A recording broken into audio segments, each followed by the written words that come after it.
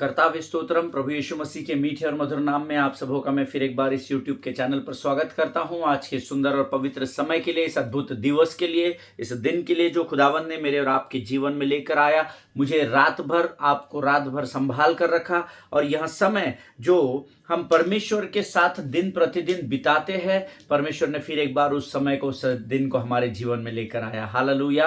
प्रियो, परमेश्वर विश्वास योग्य है, वो किसी मनुष्य का कर्जदार नहीं है और उसका वायदा है कि वो धर्मी की प्रार्थना को सुनता है और उसका उत्तर हाँ और आमीन में देता है। हालेलुया। आज बहुत दिनों के बाद मैं अपने स्टूडियो में हूँ। प्रभु का धन्यवाद देता हूँ इस सुंदर समय के लिए कि परमेश्वर मुझे काफी दिनों के बाद यहाँ पर लेकर आया और आज मैं फिर एक बार इस स्थिति में, इस अवस्था में पाया गया कि मैं यहाँ पर बैठकर प्रभु की स्तुति कर सकूं और उसके वचनों को आप तक पहुंचा सकूं। हालेलुया। प्रिय, प्रभु का धन्यवाद देता हूं उन तमाम आशीषों के लिए जो परमेश्वर ने आज तक मेरे और आपके जीवन में दी है, और आने वाली तमाम आशीषों के लिए मैं यहोवा का धन्यवाद करता हूं, क्योंकि मैं विश्वास करता हूं कि परमेश्वर ने मुझसे वायदा किया है कि तू कल की चिंता नहीं करना। हालेलुया, आमीन। जब हम आज के दिन में आनंदित और मगन हो जाते हैं, परमेश्वर हमारे आने वाले कल के दिन की योजनाओं को तैयार करने में व्यस्त पाया जाता है। हालेलुया। वचन कहता है आज का दिन यहोवा ने बनाया है और इसीलिए ऐसा शब्द आया हुआ है, हम उसमें आनंदित और मगन हो। इसीलिए आनंदित और मगन हो क्योंकि दिन आपने और मैंने नहीं, परंतु यहोवा ने बनाया है और यहोवा अपने बच्चों की, एक पिता अपने बच्चों की सुधि लेना जानता है। हालेलुया, आमीन। कल हमने कुछ वचन का अध्ययन किया था जिस विषय पर हम पिछले तकरीबन 15-20 दिनों से लगातार हम लोग वचनों को सुन रहे हैं, अध्ययन कर रहे हैं। और कल मैंने आपको बहुत सारे वचन बताए थे और मैंने आपसे कल ये भी कहा था कि मेरे पास और भी बहुत सारे ऐसे वचन हैं जो परमेश्वर के राज्य के विषय में हमें सिखाते हैं, क्योंकि परमेश्वर के मन का मुख्य उद्देश्य यही है कि जैसे स्वर्ग में राज्य है वैसे ही राज्य पृथ्वी पर भी स्थापित हो। हालेलुया। लेकिन दुख की बात है, बहुत कम लोग हैं जो इस विषय पर मनन करते हैं, अध्ययन करते हैं, लोगों तक इन बातों को पहुंचाते हैं। लेकिन प्रभु का धन्यवाद हो, परमेश्वर ने सटीक समय में, इस 2024 में, इस शुरुआत के महीनों में परमेश्वर ने मेरी और आपकी सहायता की और इन वचनों को हमारे मध्य में लेकर आया। हालेलुया। प्रियो, कल हमने जो वचन पढ़े, मुझे कल कुछ अद्भुत गवाहियां लोगों ने दी और उन्होंने कहा कि हमने कभी भी इस विषय को इतनी गंभीरता से नहीं सुना। आमीन। इसलिए नहीं सुना प्रभु के लोगों, क्योंकि आपको इसको सिखाया ही नहीं गया। आमीन। अक्सर हम ये वचन पढ़ते हैं, आगे बढ़ जाते हैं। हम ये जरूर पढ़ते हैं किसी बात को जब पृथ्वी पर बांधते हैं तो स्वर्ग में बंध जाएगी, जब पृथ्वी पर खोला जाएगा तो स्वर्ग में भी खोला जाएगा, लेकिन स्वर्ग के राज्य की बातों को हम नहीं सिखाते हैं। लेकिन प्रभु का मैं धन्यवाद देता हूं कि उसने मेरे हृदय में ये विषय लेकर आया और प्रभु मुझे दिन प्रतिदिन वचनों को दे रहा है और मुझे सहायता कर रहा है कि मैं इन वचनों को आप तक पहुंचा सकूं। हालेलुया। आज फिर एक बार मैं इन्हीं वचनों को लेकर आपके मध्य में हूं। प्रियो, आज पवित्र आत्मा हमको यहाँ पर आगे अगुवाई करे, ऐसी मैं प्रभु से विनती करता हूं। लेकिन उससे पहले क्यों ना रोज के समान हम कुछ वचनों को पढ़कर प्रभु का धन्यवाद देंगे। आमीन। आज हमने पढ़ने के लिए जो वचन चुना है वो पाया जाता है जबूर उसका 91 और इसके 9 से लेकर 16 वचन हम पढ़ेंगे। भजन संहिता उसका 91 अध्याय, उसके 9 से लेकर 16 वचन। जबूर 91 उसके 9 से 16 वचन। मेरा विश्वास है आप सबों के पवित्र शास्त्र आपके सामने रखे हुए हैं और आप मेरे साथ रोज वचन पढ़ते हैं। आमीन। भजन 91 उसके 9 से लेकर 16 वचन। जिस भी भाषा का आपके पास बाइबल है प्रभु के लोगों, उसे मुख के अंगीकार के द्वारा पढ़ना सीखे। आमीन। क्योंकि तुम्हारे मुख में परमेश्वर ने मृत्यु और जीवन की सामर्थ्य को दिया है, ऐसा नीति वचन उसके 18 और 21 में लिखा हुआ है। हालेलुया। नीति वचन 18-21 कहता है, मैंने तुम्हारे मुख में मृत्यु और जीवन की सामर्थ्य को रखा है। और इसीलिए जब हम जीवन के वचनों को पढ़ते हैं तो परमेश्वर हमारी सहायता और मदद करता है। ये अमसाल के किताब में लिखा हुआ है, जिसको हम हिंदी में नीति वचन की किताब कहते हैं, उर्दू में उसको अमसाल कहा जाता है। अमसाल की किताब उसके 18 के 21 में लिखा हुआ है। आमीन। सो आइए क्यों ना अपने मुखों को खोलकर हम परमेश्वर की महिमा करें और उसका धन्यवाद इन वचनों को पढ़कर करें। भजन संहिता 91 उसका 9 से लेकर 16 वचन। पर तू ऐ खुदावन मेरी पनाह है, तूने हफ्ताला को अपने मस्कने बना लिया है। तुझ पर कोई आफत नहीं आएगी और कोई वबा तेरे खेमे के नजदीक न पहुंचेगी, क्योंकि वो तेरी बाबत अपने फरिश्तों को हुक्म देगा कि तेरे सब राहों में तेरी हिफाजत करे। वो तुझे अपने हाथों पर उठा लेंगे ताकि ऐसा ना हो कि तेरे पाँव को पत्थर से ठेस लगे। तू शेर बब्बर और अफई को रौंदेगा, तू जवान शेर और अजदाहा को पामाल करेगा। चूंकि उसने मुझसे दिल लगाया है इसलिए मैं उसे छुड़ाऊंगा, मैं उसे सरफराज करूंगा, क्योंकि उसने मेरा नाम पहचाना है। वो मुझे पुकारेगा और मैं उसे जवाब दूंगा। मैं मुसीबत में उसके साथ रहूंगा, मैं उसे छुड़ाऊंगा और इज्जत बख्शूंगा। मैं उसे उम्र की दरोजी से आसूदा करूंगा और अपने नजात उसे दिखाऊंगा। हालेलुया। ये परमेश्वर के वचन है और जितने भाई बहनों ने मेरे साथ इन वचनों को पढ़ा है, परमेश्वर आप सबको बड़ी बरकत और बड़ी आशीष दे। हालेलुया। भजन संहिता उसका 91वें अध्याय, जबूर उसका 91वें अध्याय, उसके 9 से 16 वचन हमने पढ़े हैं, जिसमें 9वें वचन में कहता है, पर तू ए खुदावन मेरी पनाह है, हे यहोवा तू मेरा शरण स्थान है। हालेलुया। हे यहोवा तू मेरा शरण स्थान है, तूने जो परम प्रधान को अपना धाम मान लिया है। आमीन। कितने लोगों को ये पता है कि परमेश्वर आपका शरण स्थान है? How many people knows that खुदावंद हमारी पनाह है? This is the most important part which we should keep it in our mind.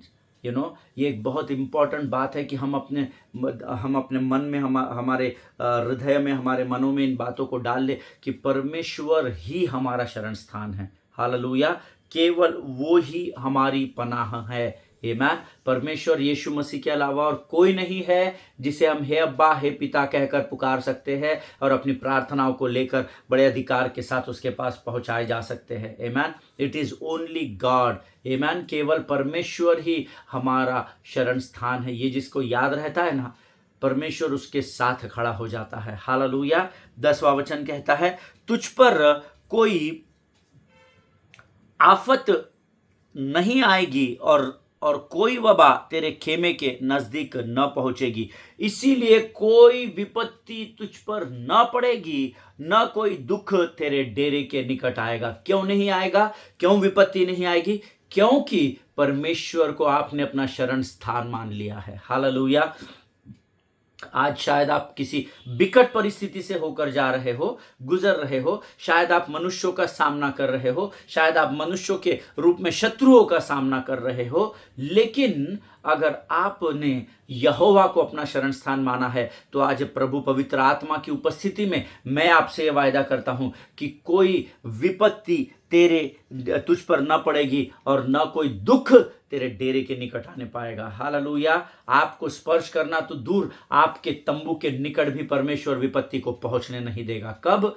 जब आप उसको अपना शरण स्थान मान लेंगे, जब आप संपूर्ण मन से यहोवा पर भरोसा करेंगे। तू अपनी समझ का सहारा न लेना, परंतु संपूर्ण मन से यहोवा पर भरोसा रखना, ऐसा वचन कहता है। हालेलुया। उसको अपना शरण स्थान माने, उसकी हुजूरी में बैठे, है ना।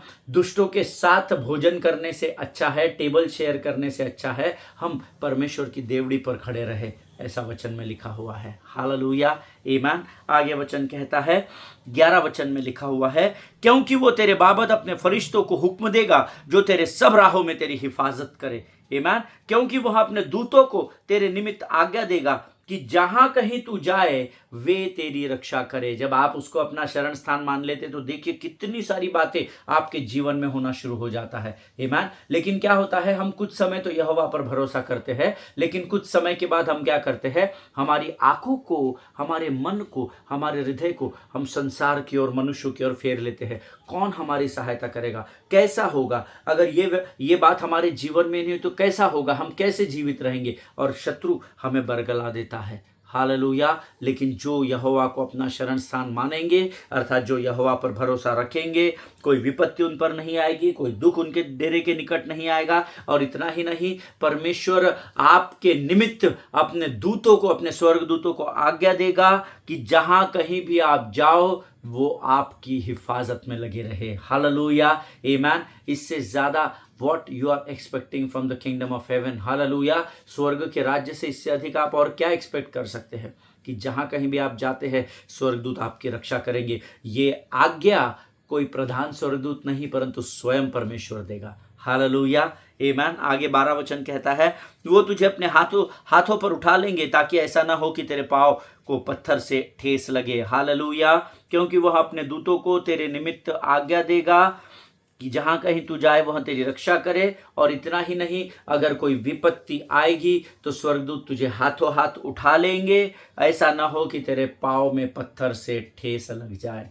हालेलुया, आमीन। अब पत्थर से ठेस लगने का मतलब ये नहीं कि आप पहाड़ियों से चल रहे हैं और सामने पत्थर आया, प्रभु ने आपको उठवा लिया। नो, पत्थर से ठेस लगना यानी जब आपके जीवन में परिस्थितियां आए तो परमेश्वर तुमको, परिस्थिति के सामने तो आप रहोगे पर परमेश्वर आपके स्तर को इतना ऊंचा कर देगा कि परिस्थिति आपके पाँव के नीचे चली जाएगी, जो आपको ठेस नहीं पहुंचा सकेगी। हालेलुया, आमीन।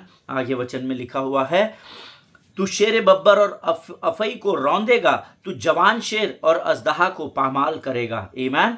तू सिंह और नाग को कुचलेगा, तू जवान सिंह और अजगर को लथाड़ेगा। हालेलुया, आमीन। अब आपको कभी प्रभु ने अगर अगुवाई की तो हम इस 13 वचन पर सीखेंगे। सिंह, नाग, जवान सिंह और अजगर, है ना, ये चार अलग अलग बातें क्यों लिखी है? क्योंकि सिंह तो एक ही जाति है, सिंह और जवान सिंह एक ही जाति है, अजगर और नाग भी एक ही जाति है, पर इनके कैरेक्टर्स अलग अलग है, इनके स्वभाव अलग अलग है। कभी हम इनके विषय में सीखेंगे शत्रु के, क्योंकि शत्रु के विषय में सीखना और जानना बहुत ज़रूरी है, ताकि जब वो आए तो हम उसकी कमी घटियों को परख सके और उसको नेस्तनाबूद कर सके। हालेलुया। वचन में लिखा है, तुझे परमेश्वर इतनी सामर्थ देगा कि तू सिंह और नाग को कुचलने पाएगा। आमीन। अब थोड़ा सा मन से, शरीर के जैसे हम साइकोलॉजिकली अगर आप सोचेंगे तो सिंह को आप कुचल सकते हैं क्या?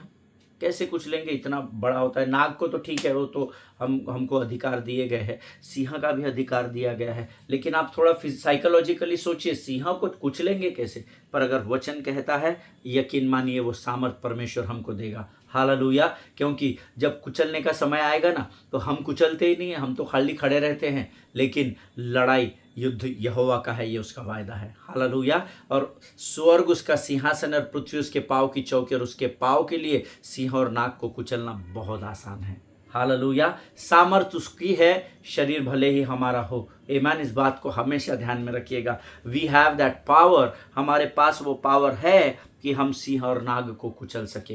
आमीन। आगे वचन में लिखा है, उसने जो मुझसे स्नेह किया इसलिए मैं उसको छुड़ाऊंगा, मैं उसको ऊंचे स्थान पर रखूंगा, क्योंकि उसने मेरे नाम को जान लिया है। हालेलुया।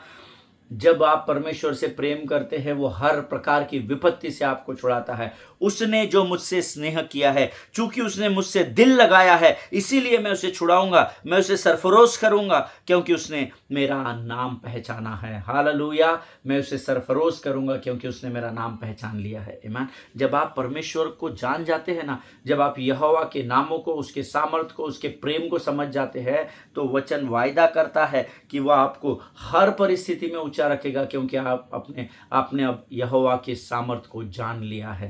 आमीन। 15 वचन कहता है, वो मुझे पुकारेगा और मैं उसे जवाब दूंगा, मैं मुसीबत में उसके साथ रहूंगा, मैं उसे छुड़ाऊंगा और इज्जत बख्शूंगा। हालेलुया, आमीन। जब वह मुझे पुकारे तब मैं उसकी सुनूंगा, संकट में मैं उसके संग रहूंगा, मैं उसको बचाकर उसकी महिमा बढ़ाऊंगा। हालेलुया, अर्थात उसको इज्जत बख्शूंगा। आमीन। देखिए प्रभु का वायदा कितना अद्भुत है। जब हम यहोवा को पुकारते हैं, वो हमारे आवाज़ को सुनने वाला परमेश्वर है, क्योंकि वो कोई पेड़ पौधा, मूर्त या पत्थर नहीं है जो ना तो बोल सकते हैं ना तो सुन सकते हैं। यीशु मसीह मुर्दों में से जीवित हो उठा है। प्रभु के लोगों, हालेलुया। मैंने इज़राइल में यीशु मसीह की कब्र को देखा है, और मैं इस बात का जीवित गवाह आपके सामने हूं कि यीशु कब्र में नहीं पाया जाता है। हालेलुया, आमीन। उसका वचन कहता है, जब कभी भी धर्मी मुझे पुकारेगा, मैं उसकी सुनूंगा, संकट में उसके संग रहूंगा, मैं उसको बचाऊंगा और उसकी महिमा को बढ़ाऊंगा। हालेलुया। ये सब आपके और मेरे विषय में लिखा गया है। आमीन। आगे वचन में लिखा है, मैं उसे उम्र की दराजी से आसूदा करूंगा और अपने नजात उसे दिखाऊंगा। हालेलुया। मैं उसको दीर्घायु से तृप्त करूंगा और अपने किए हुए उद्धार का दर्शन दिखाऊंगा। आमीन। दीर्घायु से तृप्त करूंगा।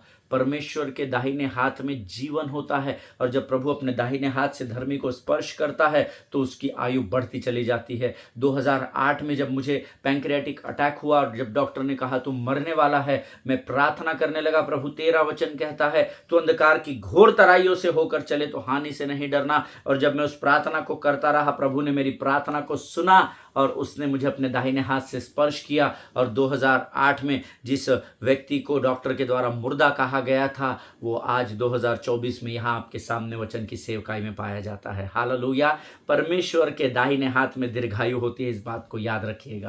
आमीन। प्रभु इन वचनों के पढ़े जाने पर हम में से प्रत्येक को आशीष दे। ये वो वचन हैं जो हम दिन प्रतिदिन यहाँ पढ़ते हैं और प्रभु उसके द्वारा दिन प्रतिदिन हमारी सहायता और मदद करता है। आमीन। ये समय है जब हम इन वचनों के लिए प्रभु को धन्यवाद दें और आने वाले वचनों के लिए हम अपना समर्पण परमेश्वर के हुजूरी में रखें। आइए हम दुआ करेंगे, आइए हम प्रार्थना करेंगे और प्रभु को हम अपना समर्पण करेंगे। Let us pray. खुदावन प्रभु यीशु मसीह के मीठे और मधुर नाम के लिए हम तेरा धन्यवाद देते हैं। पिता प्रभु जी, धन्यवाद देते हैं उन तमाम आशीषों के लिए जो तूने हमारे जीवन में दी है राजा। आने वाली तमाम आशीषों के लिए भी हम तुझे धन्यवाद देते हैं प्रभु। प्रार्थना करते हैं ये आने वाला वचन जो तेरी आत्मा के द्वारा तू हमें सुनाने पर है राजा, ये केवल हम सुनेंगे नहीं परंतु इसको हम समझकर उस पर चलने वाली प्रजा हो सके, ऐसी सामर्थ्य से भरकर तैयार कर राजा। प्रभु जी, जितने लोग वचन सुन रहे उनमें से हर एक को आशीष दे राजा। प्रभु जी, जब हम इन वचनों को सुनते हैं तो अपने स्वर्गीय फाटकों को खोल और अपनी स्वर्गीय समझ, बुद्धि और ज्ञान से भरकर हमको तैयार कर राजा, ताकि ये वचन हमारे जीवन के अंत तक हमारे लिए आशीष और लाभ का कारण बनने पाए। प्रभु अपने आप को इस समय यीशु मसीह के लहू में डुबोते हैं राजा। शत्रु की हर एक युक्ति योजनाओं का खंडन यीशु नासरी के नाम से हम अपने जीवन और अपनी सेवकाई से करते हैं राजा। प्रभु सेवकाई तेरी है, जीवन भी तेरा है, और तेरा वचन कहता है प्रभु जब तू अपने दाहिने हाथ को बढ़ाता है तो हमारी आयु बढ़ती चली जाती है राजा। प्रभु जितने वर्ष तूने हमारे यहाँ नियुक्त रखे हैं हम तेरी सेवा में बढ़ने पाए, ऐसी प्रार्थना नम्रता के साथ हम यीशु मसीह के नाम से करते हैं। अपने आप को तेरे लहू में सुरक्षित करते हैं और इस विनती को धन्यवाद के साथ हमारे उद्धारकर्ता जीवित परमेश्वर यीशु मसीह के मीठे और पवित्र नाम में मांगते हैं। सुन और बड़ी दया से ग्रहण कर। आमीन। हालेलुया। फिर एक बार यीशु मसीह के मीठे और मधुर नाम में मैं आप सबों का स्वागत करता हूं। कल मैंने एक वचन पढ़ा था मत्ती रचित सुसमाचार उसका 13 अध्याय उसका 19 वचन, वो फिर एक बार हम सब लोग निकाल लेंगे और मैं थोड़ी सी समरी आपको देकर हम आगे बढ़ेंगे। मत्ती रचित सुसमाचार उसका 13 अध्याय उसका 19 वचन कहता है, जब कोई बादशाही का कलाम सुनता है और समझता नहीं तो जो उसके दिल में बोया गया था वो शरीर आकर छीन ले जाता है। ये वो है जो राह के किनारे बोया गया था। हालेलुया। आमीन। जो कोई राज्य का वचन सुनकर नहीं समझता, उसके मन से जो कुछ बोया गया था उसे वहां दुष्ट आकर छीन ले जाता है। यह वही है जो मार्ग के किनारे बोया गया था। हालेलुया। मैं आपको कल भी बहुत सारे वचन बताए थे, लेकिन जब मैं इस वचन को पढ़ रहा था प्रभु ने कुछ बातें मुझे बताई। परमेश्वर के राज्य को परमेश्वर ने स्वयं कितना महत्व दिया है। एक जगह पवित्र शास्त्र में लिखा है कि मैंने अपने नाम से भी अधिक इंपॉर्टेंस, अधिक महत्व परमेश्वर के वचन को दिया है। ये यीशु नासरी स्वयं कहते हैं। अब जिस यीशु के नाम से सब कुछ हो जाता है, वो स्वर्ग के परमेश्वर का पुत्र यीशु नासरी स्वयं इस बात को हमको सिखाता है कि जिस नाम को लेकर तुम इस पृथ्वी की दुष्टात्माओं पर विजय पाते हो, उस आकाश के अंधकार के हाकिमों पर विजय पाते हो, उस नाम से भी अधिक महत्व मैंने परमेश्वर के वचन को दिया है। ये स्वयं यीशु नासरी कहते हैं। आमीन। परमेश्वर का वचन क्या है? परमेश्वर का वचन ही परमेश्वर का राज्य है, वो स्वयं ही परमेश्वर है। Hallelujah. Amen. It says, if anyone hears the message, amen. Which message? कौन सी बात? परमेश्वर के राज्य की बात, चंगाई की नहीं, संपन्नता की नहीं, नो प्रोस्पेरिटी की बातें, नो फेथ की बातें, नो अन्य भाषा की बातें, नो धर्म की बातें, नो धार्मिक बातें, but what? The kingdom of God, परमेश्वर के राज्य की बातों को।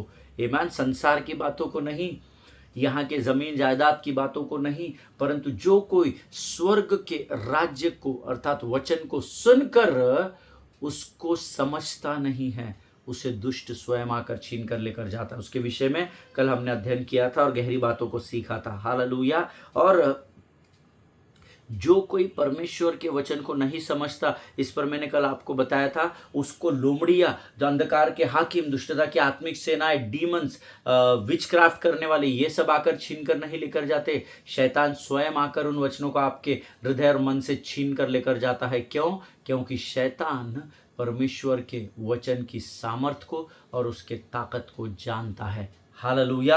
आप और मैं नहीं जानते, हमको पवित्र शास्त्र फ्री में मिला है, इसलिए हम उसको बड़े ही टेकन फॉर ग्रांटेड लेते हैं। बहुत ही हम लोग ऐसे ही यूं ही उसको पढ़कर छोड़ देते हैं। लेकिन नहीं, शैतान जो पहले लूसीफर कहलाता था, वो परमेश्वर के वचन के इंपॉर्टेंस को और पावर को जानता है। हालेलुया। इसीलिए जब आप उसको समझते नहीं है ना, सुनकर भूल जाते हैं, पर समझ जाएंगे ना तो जीवन भर दिमाग में बैठा रहेगा। हालेलुया। इसीलिए वचन में लिखा है, यहोशू में व्यवस्था की पुस्तक तेरे चित्त से कभी उतरने ना पाए। उतरती तब है जब आप सिर्फ उसको सुनते हैं, लेकिन जब आप समझ जाते हैं, आप दुनिया में कहीं भी जाएंगे, प्रभु आपको सही सटीक समय पर वो वचन स्मरण दिलाएगा और आप उसका अंगीकार करना शुरू कर देंगे। इसीलिए वचनों को समझना बहुत जरूरी है। Hallelujah. As I told you, the devil himself knows the power and the importance of kingdom and God's word. Hallelujah.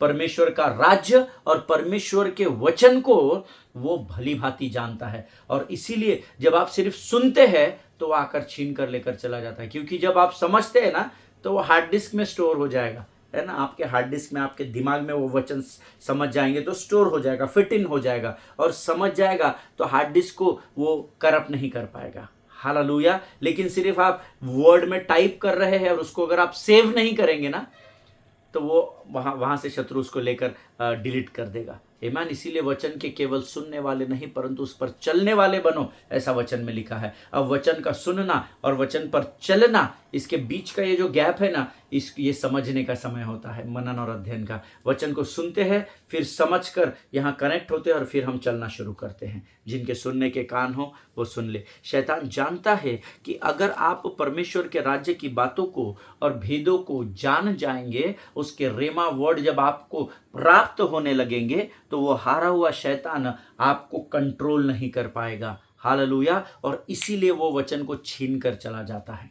आमीन।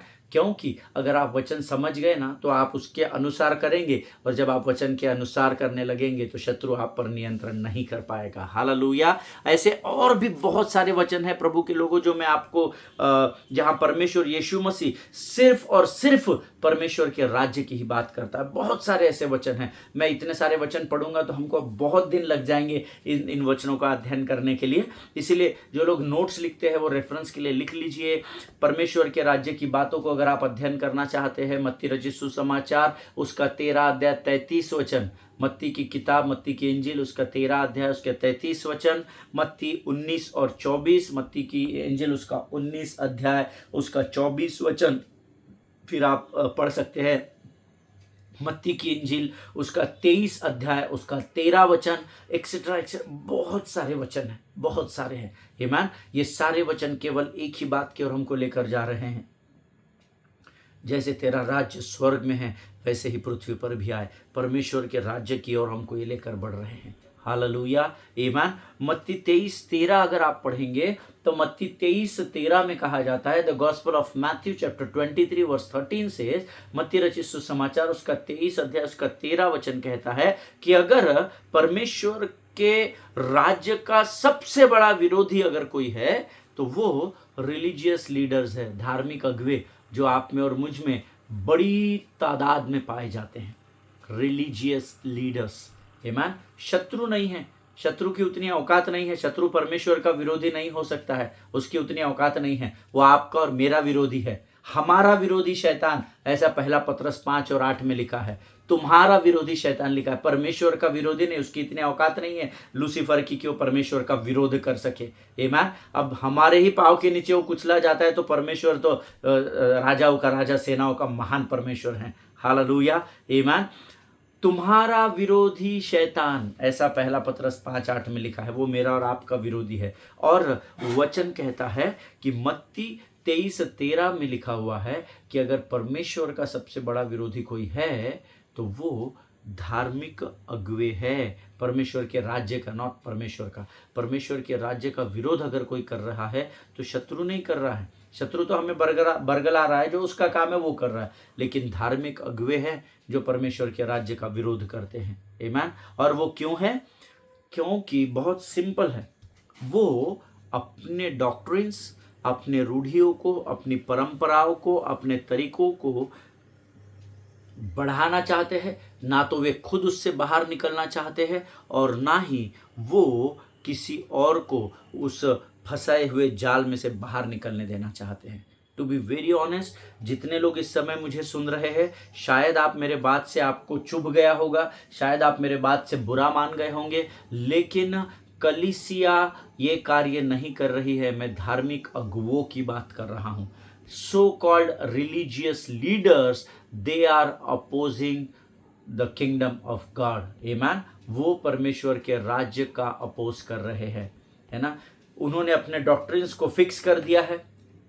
Pastor, you don't know, last 200 years we are following this. आप जानते नहीं हैं पास्टर जी, पिछले 200 सालों से हमारे कलीसिया में ये चल रहा है। कोई कहता है पिछले 400 सालों से हम लोग ये कर रहे हैं। कोई कहता है हमें अभी 50-60 साल हो गए। 50-60 साल पहले जब हमारे चर्च की स्थापना हुई थी तभी से ये परंपराएं चल रही है, इसको फॉलो करना बहुत जरूरी है। No no no no no no, ये जो रिलीजियस लीडर है ना, यही स्वर्ग के राज्य का अपोज कर रहे हैं। इस बात को याद रखिएगा। There are no your doctrines and my doctrines, because we all are reading one Bible. अगर डॉक्ट्रिन्स फॉलो करने हैं तो हमको पवित्र शास्त्र के डॉक्ट्रिन्स फॉलो करने हैं। हम क्या कर रहे हैं? डॉक्ट्रिन्स तो फॉलो कर रहे हैं, पवित्र शास्त्र से एक परंपरा को हम देखते हैं और उसको, अभी आप, टू बी वेरी ऑनेस्ट मैं आपको बताऊं, कोई कोई कलीसिया में महीने में एक बार प्रभु भोज लिया जाता है, कोई कोई कलीसिया में महीने में 2 बार लिया जाता है,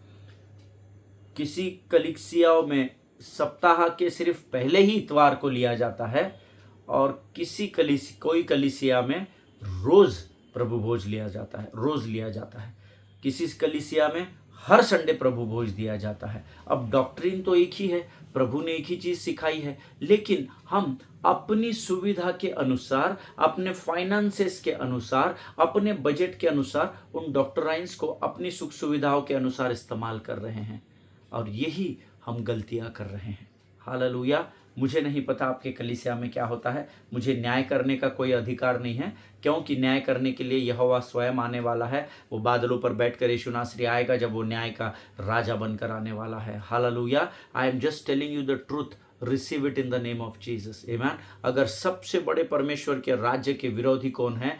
They are religious leaders, because they don't want to come out of their doctrines and they don't allow anybody to come out of it. Amen.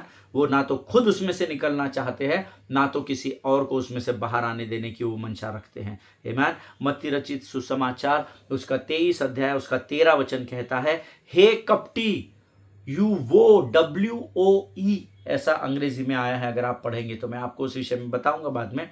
WOE ऐसा शब्द आया है, यू वोव, है ना। और वचन में लिखा है, हे कपटी शास्त्रियों और फरीसियों, पापियों नहीं लिखा है, शास्त्रियों और फरीसियों, रिलीजियस लीडर को कह रहा है प्रभु यीशु मसीह। हालेलुया। हे कपटी शास्त्री और फरीसियों, तुम पर हाय, तुम मनुष्यों के लिए स्वर्ग के राज्य का द्वार बंद करते हो, ना तो स्वयं ही उसमें प्रवेश करते हो और ना उसमें प्रवेश करने वालों को प्रवेश करने देते हो। हालेलुया। जिनके सुनने के कान, समझने की बुद्धि है, वो समझे कि परमेश्वर हमसे क्या कहना चाहता है। आमीन। हे कपटी शास्त्री और फरीसियों कहा है, हे पापियों नहीं कहा है, हे कलीसिया के लोगों नहीं कहा है, कपटी, हे कलीसिया के अगुओं भी नहीं कहा है।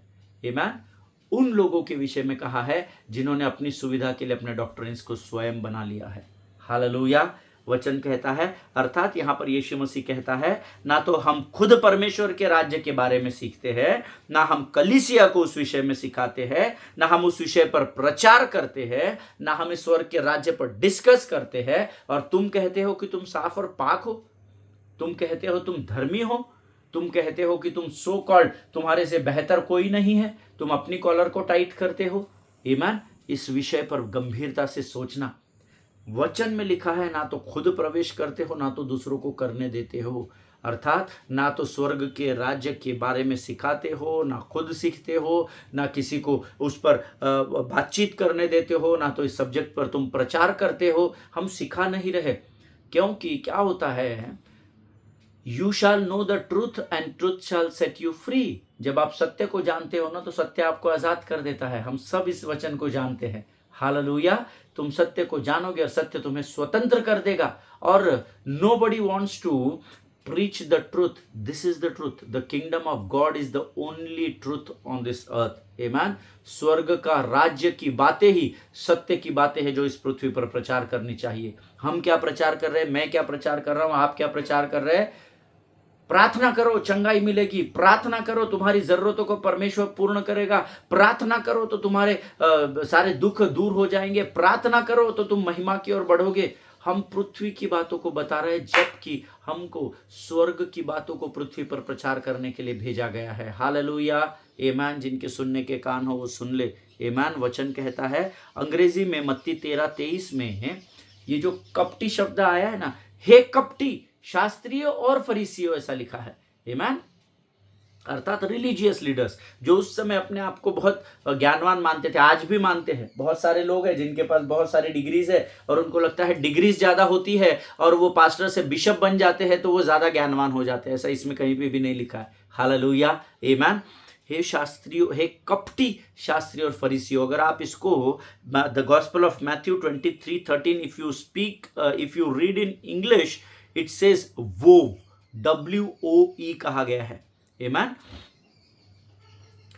और ये वो जो शब्द आया है, ये स्क्राइब्स एंड फरीसीज, बट वो to you scribes and Pharisees, ऐसा लिखा हुआ है। सो फरीसी लोगों को और शास्त्रियों के विषय में यहां कहा गया है। अब ये जो वो शब्द है अंग्रेजी भाषा में जो आया है, इसको इब्री भाषा में कर्स कहा गया है। कर्स, श्रापित लोगों। श्रापित कह रहा है किसको? पापियों को नहीं, रिलीजियस लीडर्स को, you and me, those who have the responsibility to take the church ahead. Hallelujah. जिनके पास ये जिम्मेदारी दी गई है, जिनको इस बात के लिए नियुक्त किया गया है कि हम कलीसिया को आगे लेकर बढ़े। आमीन। सत्य की बातों को बताकर उनको आगे लेकर बढ़े। उन लोगों के विषय में कह रहा है तुम श्रापित हो, हे श्रापित शास्त्रियों और फरीसियों। आमीन। And this is very serious matter. आप इसको, मैं सिर्फ बता रहा हूं इसलिए आप इसको सिर्फ सुनना नहीं, जो सुनता है सुनकर समझता नहीं है, शत्रु उससे वो भी छीन कर लेकर चला जाता है। Hallelujah. Take it, don't take it for granted, take it very seriously. परमेश्वर, यहाँ वो शब्द का अर्थ कर्स आया है ओरिजिनल लैंग्वेज में। आमीन। जब आप ओरिजिनल भाषा का अध्ययन करेंगे तो आपको पता चलेगा कर्स कहा गया है। इन हिब्रू इट ऑल्सो सेज, इब्री भाषा में इसको एक और ट्रांसलेशन किया गया है, गो टू हेल, नरक में जाओ या भाड़ में जाओ, ऐसा वचन में लिखा हुआ है। हालेलुया।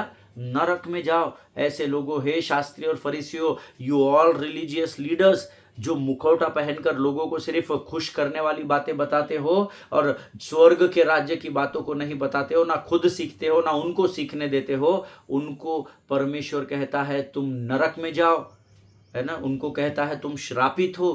क्या आप ऐसे भीड़ का भाग है क्या? क्या आप एक शहर की समिति के अध्यक्ष है क्या? क्या आप पास्टर्स लीडर्स फेलोशिप में किसी पद पर है क्या? क्या आपको कोई जिम्मेदारी सौंपी गई है क्या? अगर आपको अगर आपको परमेश्वर रिलीजियस लीडर, अगर आप है, रिलीजियस लीडर बनना ही नहीं। एक बात अपने जीवन में याद रखिए, परमेश्वर ने धर्म का अगुवा हमको नहीं बनाया है, परमेश्वर ने हमें धार्मिकता दी है। Hallelujah. He is not the God of religion, he is God of righteousness. Always remember this. Amen. वचन में लिखा हुआ है, ये वो जो शब्द आया है, इसको या तो श्रापित कहा गया है या तो नरक में जाओ, तुम लोग भाड़ में जाओ, तुम लोग नरक में झोंक दिए जाओ, जो लोगों को स्वर्ग के राज्य का प्रचार नहीं सुनाते हो। आमीन। क्या आप सुनाते हैं क्या? कोई बात नहीं अगर आज तक आपने नहीं सुनाया, मैंने भी बहुत कम सुना है, लेकिन इस वचन को सीखने के बाद प्रभु ने मुझसे बहुत सारी बातचीत की है। आमेन। स्वर्ग के राज्य का सुसमाचार या स्वर्ग के राज्य को पृथ्वी पर स्थापित करना ही परमेश्वर का मन की मुख्य बात है, उसका मुख्य पर्पस है ना। His main original purpose is to establish the kingdom of heaven on the kingdom of earth. Hallelujah. स्वर्ग के राज्य को इस पृथ्वी पर स्थापित करना ही परमेश्वर के मन का मुख्य उद्देश्य कहलाता है, जिसका हम अध्ययन कर रहे हैं। हालेलुया, आमेन। प्रियो, उससे भी बढ़कर इस वचन में एक बात है। ये जो कपटी शब्द आया है, इसका इस्तेमाल परमेश्वर ने पूरे पवित्र शास्त्र में, उत्पत्ति से लेकर प्रकाशित वाक्य में, ये पूरे पवित्र शास्त्र में 66 बुक्स में कहीं पर भी ये कपटी शब्द परमेश्वर ने पापियों के लिए इस्तेमाल नहीं किया है। आप पूरा पवित्र शास्त्र कई बार पढ़ चुके होंगे, नहीं पढ़े होंगे तो पढ़िए। सिर्फ इस एक शब्द को खोजकर मुझे पूरे पवित्र शास्त्र में बताइए कि कहीं पर भी उसने कपटी या नरक में जाओ या श्रापित हो जाओ ऐसा पापियों के बारे में कभी भी नहीं लिखा है। हालेलुया। ये शास्त्री और फरीसियों के लिए लिखा है, रिलीजियस लीडर्स के लिए लिखा है। जिनके कान हैं वो सुने। ये प्रभु मुझे और आपको इस वचन के द्वारा चेतावनी दे रहा है। Hallelujah. Don't preach the word which will please man, always preach the word which will please the kingdom of haven. Hallelujah. स्वर्ग का राज्य और स्वर्ग का परमेश्वर प्रसन्न हो, ऐसे वचनों को प्रचार करना सीखे। लोगों को खुश करने वाले वचन नहीं। अगर आप कहीं पर जाते हैं, आप वचन की सेवकाई करते हैं, अगर आपके वचन उनको चूपते हैं और बाद में कमेटी ये डिसीजन लेती है कि इस पास्टर को हम नहीं बुलाएंगे, है ना, ये सीधे सीधे बात करता है, ऐसी बात इन्होंने नहीं कर, आप उस जगह जाना बंद कर दीजिए, मैं आपको कहता हूं। लेकिन उनको क्या पसंद है? अगर आप मनुष्य को प्रसन्न करने के चक्कर में अगर परमेश्वर को नाराज कर देंगे तो यह आपके लिए चेतावनी हो जाएगी। Hallelujah. Always being into man pleasing, let us praise the Lord. Hallelujah. मनुष्य को प्रसन्न करने से अच्छा हम परमेश्वर की स्तुति करें। हालेलुया। और ये जो वो शब्द आया है या ये जो कपटी शब्द आया है, इसका इस्तेमाल पूरे पवित्र शास्त्र में पापियों के लिए प्रभु यीशु मसीह ने कहीं पर भी नहीं किया है। मैं आपसे गारंटी देता हूं, मैंने बाइबल पढ़ा है, मैं आपको इस बात की गारंटी देता हूं। इस शब्द का इस्तेमाल प्रभु ने उन लोगों के विरोध में किया है जो सोचते थे कि इस पृथ्वी पर सिर्फ वो ही धर्मी, विद्वान या ज्ञानवान है। आमेन। और ऐसा होता है जब हम अपने आप को धर्मी, विद्वान और ज्ञानवान समझने लगते हैं ना, हमको कई बार ऐसा लगता है हमसे बढ़कर कोई नहीं है, हमको ज्ञान नहीं बांटना, हमको सब पता है। ऐसे लोगों के लिए ये शब्द इस्तेमाल हुआ है। हालेलुया। जिनके सुनने के कान हो वो सुन ले, प्रभु क्या बताना चाहता है। आमेन। आज हम यहाँ समाप्त करेंगे, हमारा समय बढ़ गया है। हम कल एक बार फिर इसी विषय में और गहराई में प्रभु हमको लेकर जाएगा, ऐसा मैं विश्वास करता हूँ। आमेन। आइए प्रियो, इन अद्भुत वचनों के लिए, अद्भुत बातों के लिए जो स्वर्ग से रेमा के रूप में, एक प्रकाशन के रूप में हमारे जीवन पर उंडेली गई, हम प्रभु का धन्यवाद करें। Let us pray. खुदावन प्रभु यीशु मसीह के मीठे और मधुर नाम के लिए धन्यवाद देते हैं राजा। सचमुच प्रभु आज इन वचनों के द्वारा तूने हमारे हृदय को छेद दिया, हम तेरा धन्यवाद देते हैं। ये वचन प्रभु हमारे जीवन के अंत तक हमारे हृदय, हमारे विचारों में बने रहने पाए, ऐसी प्रार्थना में यीशु नासरी के नाम से करते हैं राजा। अपना सब कुछ तुझे सौंपते हैं, अपने आप को यीशु मसीह के लहू में डुबोते हैं और इस विनती को धन्यवाद और पूरे विश्वास के साथ हमारे उद्धारकर्ता जीवित परमेश्वर यीशु नासरी के मीठे और पवित्र नाम में मांगते हैं। प्रभु सुनिए और बड़ी दया से ग्रहण करें। आमीन, आमीन। हालेलुया। परमेश्वर आप सबों को बड़ी बरकत और बड़ी आशीष दे। इजराइल के लिए प्रार्थना करते रहे, अपने पासबानों के लिए, उनके परिवारों के लिए ज़रूर प्रार्थना करें, एक दूसरे के लिए प्रार्थना करते रहे। हम अगली बार फिर मिलेंगे, तब तक स्वस्थ रहे, सुरक्षित रहे। सभी को जय मसीह की। God bless you all. आमीन।